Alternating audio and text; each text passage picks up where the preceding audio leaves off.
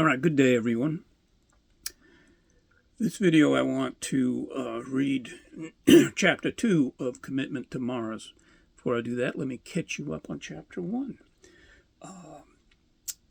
Ethan, our protagonist here, is in math class. He is 15 years old, so sophomore, maybe a junior. Well, they've never moved him forward, even though he's a genius. They just never have because he doesn't do homework. And so he gets in there and he tells the girl in front of him, meet me at my lab tonight, which is the garage at his house. And then a few minutes later, the teacher says, you need to report to the principal's office after school.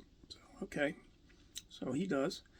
And basically what happens is they're threatening to keep him back because he doesn't turn in homework. And he asked him, hey, how old do I have to be to drop out? And they said 16. And he says, well, how long can I miss before the truant officers come knocking? And they told him, 20 days or something like that. He says, all right. He says, I'll be turning 16 in 2 weeks.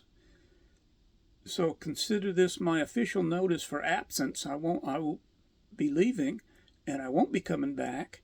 And when I turn 16, I will officially drop out. So anyways, there was one teacher there that really didn't get too concerned, science teacher. She likes him. She's with him. And he invited her to go to the lab that night too. So that's where that chapter leaves off. They're coming out of school and his mother was there, of course. And she said she's been waiting for this. So anyways, so they're coming out of school and so let's go. Chapter 2, What Doesn't Fall. Lena was waiting near the front door when Ethan came out of the office, pretending to scroll through her phone while checking the hallway reflection every few seconds. The moment she saw him, she tucked the phone away. Well, she said, am I still invited? Or was this just a dramatic classroom stunt? Rachel Calder stepped up beside her son, already fishing her keys from her purse. Rachel smiled when we saw her. Lana Morales, she said warmly, I was starting to wonder if you'd vanished after elementary school. Hi, Mrs. Calder. Rachel studied her with open curiosity. If you're going where I think you are going, you'd better come along. Ethan didn't object. He turned towards the parking lot, and Lana fell into step beside him.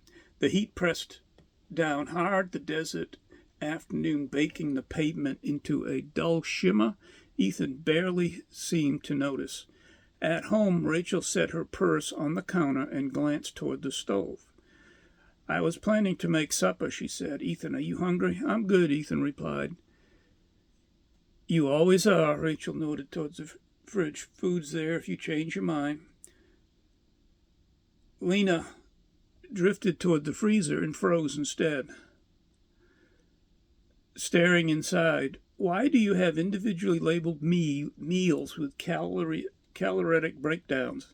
Ethan shrugged.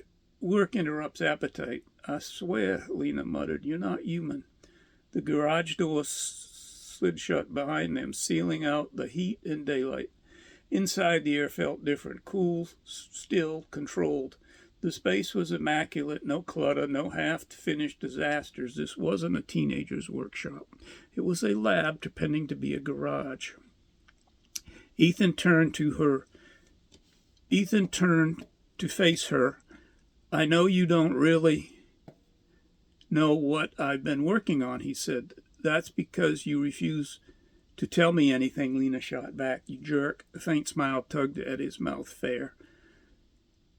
The side door opened. Mrs. Harper stepped in, paused, and smiled. Ah, you brought a witness. I brought perspective, Ethan said. She looked at him more closely this time. You're not a student anymore, he shook his head. Then she said, setting down her bag, you can call me Claire. Lena blinked. I really missed something. You're about to catch up, Ethan said. He pulled a long case from from beneath the central bench, about as wide as a shoebox, nearly 3 feet long. Set it down with care. The latches clicked open. Inside lay a board. matte black solid, too thick to be a prop. Two circular assemblies protruded about 2 inches from the surface underneath, etched with fine concentric markings that felt mathematical rather than decorative. Lena stepped closer. Okay, that looks like the hoverboard from the movie. I based the prototype on it, Ethan said. People trust familiar lies. Claire's brow frowned. Ethan, are you telling me you built a hoverboard? Yes. He didn't preface it, didn't explain. He lifted the board waist high and let go. For half a heartbeat, it dropped like anything else. Then, beep, a sharp, precise tone cut through the garage. Thin blue lines of light raced along the board's surface, converging towards the circular assemblies. A low hum followed, steady, controlled, alive. The board caught itself. It stopped 2 inches above the concrete, wobbled briefly, then settled into a stable hover.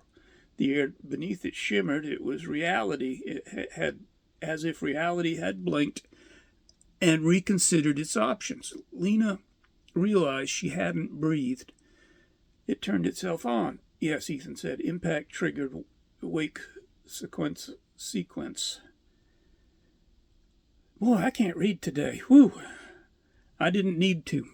The system predicts loss of support before contact. By the time it beeps, the field is already forming. The board hovered silently. Lights pulsed at a slow, deliberate rhythm, as if waiting. Lena edged closer. It knows when it's falling. It knows when gravity is about to win. Her mouth opened, closed. No.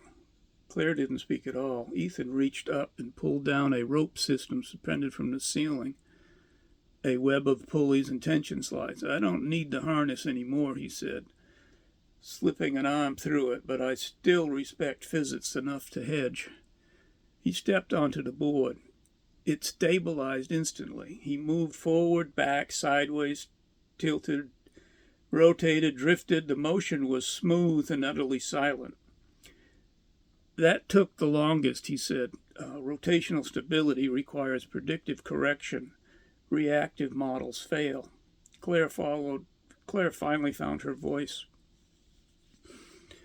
What is actually holding you up? Ethan stepped off, lifted the board slightly. The field, he said, but this version is restrictive. Lena narrowed her eyes. Restrictive how? It isn't anti-gravity. It's a vector-resolved mass interaction field. Gravity still exists. I just control how momentum couples to nearby mass.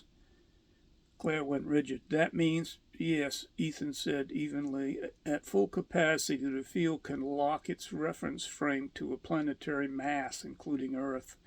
The silence that followed had weight. But not the board, he added immediately. No anchoring authority, no hard brace. It rides resistance graduates. It doesn't push. Lena swallowed. So it's just refuses to fall? Yeah, it denies momentum transfer locally, nothing more. In the full system, Claire said. Ethan met her gaze. The full system applies directed force against large-scale mass distributions. Past that point, vectors stop being relative. Claire exhales slowly. You disabled it? Yes. Why? Lena said. Because the moment you push against Earth, Ethan, the Earth notices. And Claire closed her eyes for a second. Seismic sensors, internal drift, field curvature. You'd light up every system on the planet. Yes. Lena looked at the board again. It's not a toy. As a warning. So this is the safe version. This is the polite version, Ethan corrected. The board hovered quietly between them, suspended on rules Ethan had chosen not to break. And all three of them understood the same thing at once. This wasn't the invention. This was the preview. I hope you enjoyed that. I hope you got by my stuttering and stammering. I don't know what's wrong. I'm better today than I was yesterday, though, so that's a good thing. So anyways, everybody have a good weekend. Look at the links, and if you enjoy this book, go ahead and pick it up.